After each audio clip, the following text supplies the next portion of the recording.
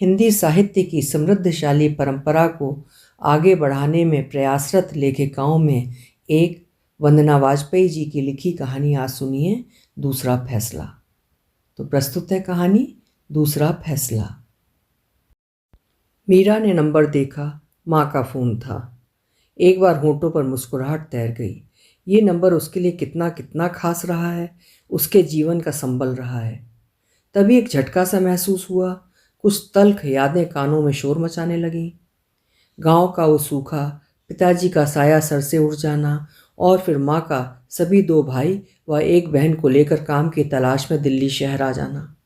दिल्ली शहर जो सबको अपना लेता है, जहाँ बड़ी बड़ी अट्टालिकाएं भी हैं तो छोटी छोटी झुग्गी बस्तियाँ भी। हाथ पाँव बस जरा सा चलते रहे तो सबका पेट भर ही जाता है। माँ ने भी कुछ जान पहचान वालों के पास यमुना पार एक झुग्गी ले ली थी। दीपा चाची के कहने पर शुरू में एक घर मिला, फिर 4-6 घर मिल गए। जीवन की गाड़ी घसीटने लगी। मीरा घर में सबसे बड़ी थी।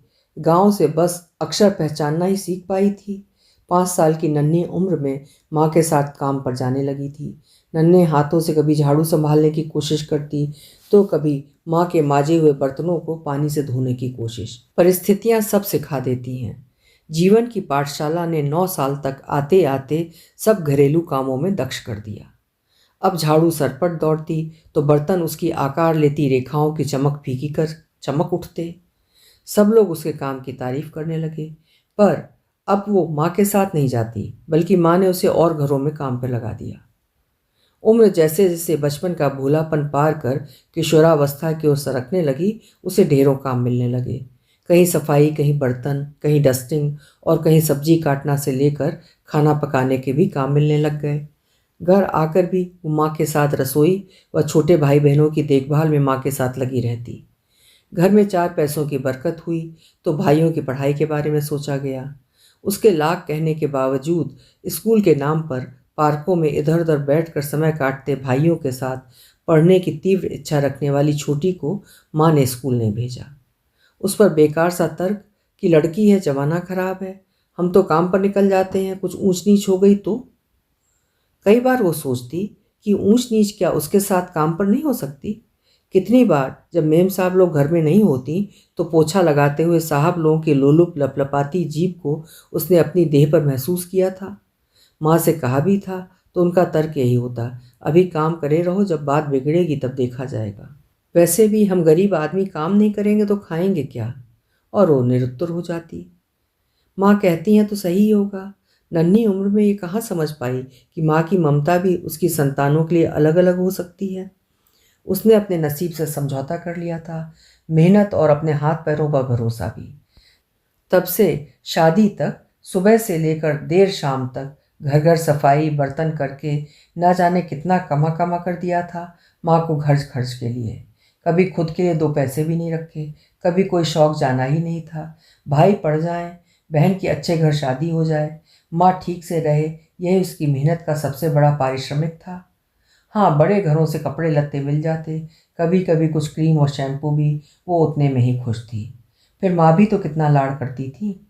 मेरे घर की लक्ष्मी कहते कहते नहीं अघाती थी। घर में भाइयों के बाद उसकी बात ही चलती, वो इसी पर न्यौछावर रहती। उम्र पर जब बसंत लगा और उसके लिए वर की खोज होने लगी, माँ ने अपनी तरफ से समझ कर सही लड़का देख हाथ पीले कर दिए और वो हाथों में मेहंदी लगा, आंखों में सपने सजा, पी के घर चली आई। यमुना पार से सीमापुरी की झुग्गियों में उसका तबादला हो गया।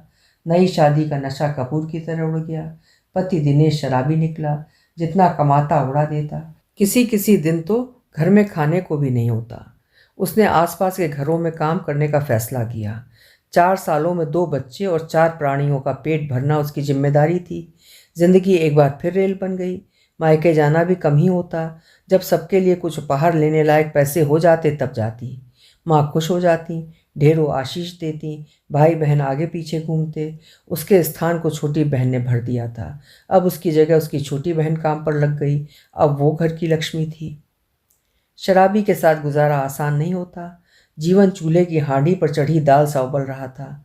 पति गृह में 2 बच्चे और पति की मार के सिवा कुछ भी तो नहीं मिला था उसे। घरों का काम तो यहाँ भी करती थी, पर माँ की तरह पति इज्जत नहीं देता था। अक्सर माँ का घर की लक्ष्मी कहना याद आता। हाड़ तोड़कर कमाए गए महीने के पैसे भी घर के काम ना आ पाते। चाहे जितना छुपा के रखो, शराब में उड़ा देता। बच्चों की पढ़ाई के लिए कुछ कहने पर जवाब में मार मिलती। कभी कभी जहाँ काम करती थी वहाँ छुपा कर रखने को कहती, पर शराबी दिनेश वहाँ भी जाकर लड़ाई झगड़ा करता। देने ही पड़ते। शीना मैडम उसे कितना प्यार देती थी, स्कूल में पढ़ाती थी। उन्होंने उसे पैसे बैंक में रखने को कहा था। साथ जाकर बड़े मन से अकाउंट खुलवाया। जाने कहाँ से उसके पति को भनक पड़ गई। शीना मैडम के घर के बाहर ही शराब पीकर चिल्लाने लगा। उन्होंने बिल बचाव किया तो मार कुटाई की नौबत तो नहीं आई, पर बैंक से जाकर सारे पैसे निकलवा दिए। उसने शीना मैडम को आगे से बैंक में डलवाने के लिए मना कर दिया। क्या फ़ायदा होगा मैडम, भाग्य ही खोटा है। हम तो अपने नसीब का ढो ही रहे हैं, आप बीच में मत पड़िए। मोहल्ले समाज में आपकी इज्जत है, उस आदमी का कोई भरोसा नहीं। शीना मैडम भी चुप रह गई। फिर वही आटे के कनस्तर में या गद्दियों तकियों के नीचे छिपाना शुरू किया, और फिर वही मारपीट के बाद सारा घर खखोर कर चुरा लेना चलता रहा। वर्ष दर वर्ष बीतते रहे। भाइयों की शादी हो चुकी थी। बड़ा भाई अपने परिवार के साथ अलग हो चुका था और माँ छोटे बेटे और बहू के साथ जीवन गुजार रही थी। छोटी बहू और बहन भी काम पर जाती थी।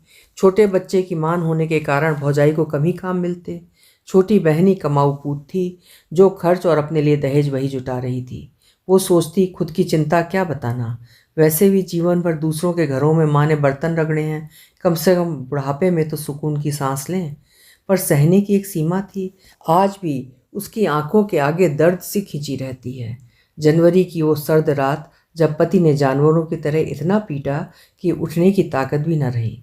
बच्चे भूख से व्याकुल तड़प रहे थे। नौबत इलाज की आ गई थी। किसी तरह से भाई को फ़ोन करके ले जाने को कहा। कितना रोई थी माँ उस दिन उसकी हालत देखकर। इलाज के लिए उसने अपनी पायलें बेच दी थीं। थोड़ा बहुत पैसा माँ ने भी लगाया था। इस कारण भाइयों की सुनी भी थी। फिर भी वो उसे बचा लेना चाहती थी। इसी से उसको संबल मिला था और माँ के पास आकर उसने फैसला कर लिया, अब वो यहीं कमरा किराए पर लेकर रहेगी और बच्चों को पढ़ाएगी। अपना जीवन खराब हुआ तो क्या, बच्चों का जीवन नहीं खराब होने देगी। इतने लड़ाई झगड़े में रहना उनके लिए ठीक नहीं। माँ ने फैसले में साथ दिया। फिर वो बचपन से बहुत हिम्मती थी। जीवन ने उसे मजबूत बना दिया था। जल्दी ही कॉलोनी में 2 काम भी मिल गए, पर 2 कामों से तो किराया भी पूरा नहीं पड़ता। उम्मीद थी कि जल्दी और काम मिल जाएंगे।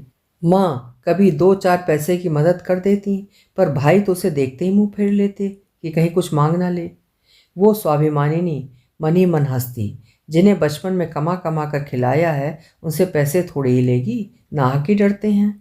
वो तो भावनात्मक संबल और सुरक्षा के लिए यहाँ रह रही है, वरना अकेली औरत किस किस से जान छुटाएगी। अपनी ज़िंदगी के दर्द तो उसे खुद ही सहने हैं, पर यहाँ कम से कम अपनापन तो है। कट ही जाएगी ज़िंदगी की रात इन जुगनुओं की चमक से। इन जुगनुओं की चमक बहुत जल्दी मध्यम पड़ने लगी। पास रहते हुए भी भाई दूर, बहुत दूर होते जा रहे थे। बड़ी भाभी ने कन्या खिलाई थी नवरात्रों में, पूरी बस्ती में प्रसाद बांटा, पर उसके यहाँ चम्मच भर हलवा भी नहीं भेजा। दिल दुखता था तो कोठियों में जहाँ वो काम करती थी वहाँ बड़बड़ा कर मन का गुबार निकाल देती। कोठी की मालकिनें भी मन से सुनती, कभी कभी सलाह भी देती। अरे क्यों चिंता करती है, तुम लोग हो या हम लोग, जब घरवाला नहीं पूछता तो किसी के भाई पूछते हैं क्या। तू तो बस अपने बच्चों पर ध्यान दे। वो भी इस नसीहत को मान, चाय सुड़कते हुए अपना दर्द सुड़क जाती। काम वाली भली ही थी, पर वो जानती थी कि औरत अमीर हो या गरीब, दोनों का दर्द एक ही होता है। डाल से टूटे पत्ते की तरह उसकी पीड़ा एक ही होती है। शुक्र है माँ का हाथ तो उसके सर पर है, वो हर मुसीबत से टकरा जाएगी।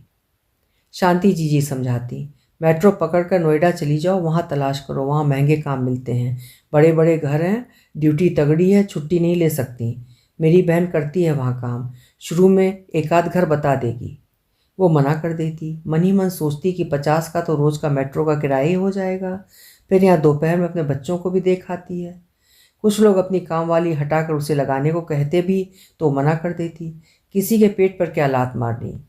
फिर पुरानी लगी हुई काम वालियाँ जल्दी हटती भी तो नहीं। बचपन से देखा है कि मैडम लोग हटा भी दें तो काम वाली घर छोड़ने को तैयार नहीं। अक्सर पार्क में पेड़ों के झुरमुट के पीछे बैठकर गाली गलौज के साथ तूने मेरा घर कैसे ले लिया कि घंटों तू मैं होती रहती। बचपन से ही उसे इससे बहुत कोफ्त होती थी। तभी सुखद संयोग से छोटी भाभी गर्भवती हो गई। चक्कर और उल्टियों की वजह से उसे अपने काम छोड़ने पड़े। उसने मीरा को 156 नंबर वाली भाभी का काम सौंपते हुए कहा, दीदी, बच्चा होने के 1 महीने बाद मेरा काम वापस कर देना। उसने हामी भर दी। वो बड़ी लगन से काम करने लगी। सभी कोठियों की मालकिनें उसके काम से खुश थीं। दिन बीतते बीतते उसकी चिंता बढ़ती जा रही थी। लाख कोशिशों के बाद भी उसे नए काम नहीं मिले थे। इधर भाभी के 9 महीने पूरे होने वाले थे। उसने तय कर लिया था कि बच्चों को पूरा पढ़े या ना पढ़े, भले ही पढ़ाई छूट जाए, पर भाभी जब काम मांगेंगी तो उनका काम उसे सौंप देगी। आखिर काम के पीछे रिश्ते थोड़े बिगाड़ने हैं, सुख दुख में तो यही लोग काम आते हैं। पर चिंता ने उसके शरीर को कमज़ोर कर दिया था। मोहल्ले के कोने वाली भाभी ने आज उसे बुलाया था।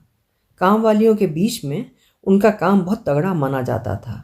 ज़्यादातर उनके काम से बचती थीं, पर उसने तय कर लिया था कि जब तक कोई और काम नहीं मिल जाता उसी काम को पकड़ लेगी।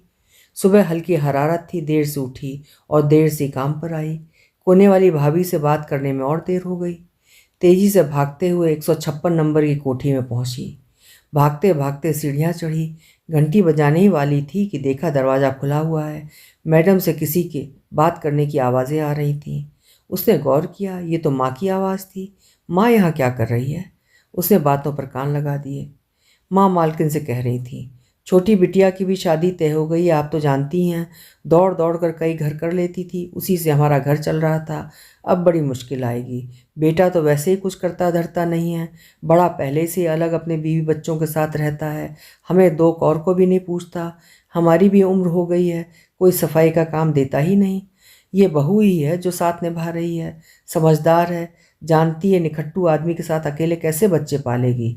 बच्चा हो जाए तो फिर काम पर आएगी। आप मीरा से कह देना, बहू ही काम करेगी, उसी का तो काम था। फिर थोड़ा रुक कर बोली, अब मीरा करेगी तो अपने बच्चों के लिए करेगी, बहू करेगी तो हमारा भी कुछ इंतजाम हो जाएगा बुढ़ापे में। सब सोचना पड़ता है। इससे आगे मीरा से सुना नहीं गया। आंखें डबडबा उठी, जल्दी से बाहर खुली हवा में आ गई। वो तो खुद भाभी को काम देने वाली थी। माँ, उसी से साफ साफ बात तो करके देखती, क्या स्वार्थी सब कुछ है?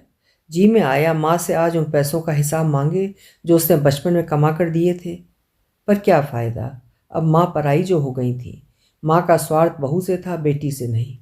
2 दिन तक वो काम पर नहीं गई। भूखी प्यासी बुखार में तपती बिस्तर पर पड़ी रही।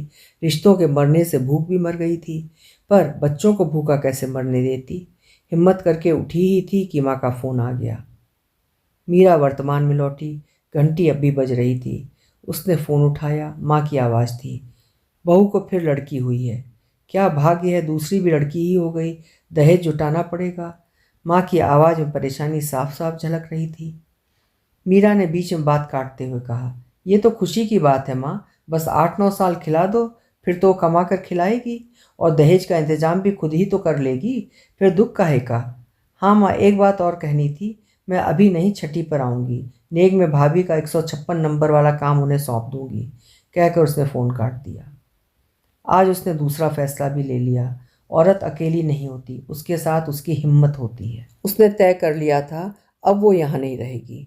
जिस अपनेपन की तलाश में वो यहाँ आई थी, जब वो ही नहीं तो यहाँ क्यों रुके वो। जब तक हाथ पैर चलेंगे कहीं भी काम कर खा लेगी। वो फ़ोन पर शांति जीजी की नोएडा वाली बहन का नंबर खोजने लगी। अभी आप सुन रहे थे वंदना वाजपेयी जी की लिखी हुई एक हृदय स्पर्शी कहानी, दूसरा फैसला। रिश्तों की परिभाषाएं स्वार्थ के हिसाब से बदलती रहती हैं। आशा है कहानी आपको भी पसंद आई होगी। कल फिर मिलेंगे। आपका समय शुभ हो।